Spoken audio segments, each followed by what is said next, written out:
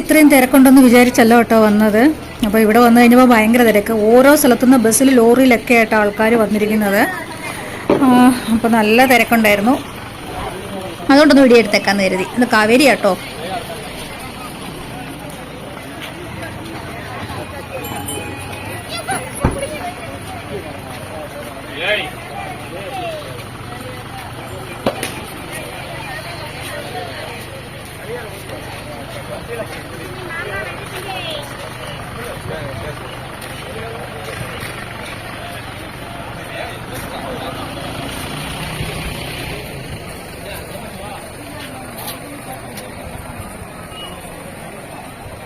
ഇതെല്ലാം പരിഹാരം ചെയ്യാനായിട്ട് വന്നേക്കുന്നതാണ്. ഇതിനു മുമ്പ് നമ്മൾ വീഡിയോ ഇട്ടുണ്ട്. അന്ന് നമ്മൾ ഇതൊന്നും ഇല്ലായിരുന്നു അല്ലേ എന്താ ചേട്ടാ?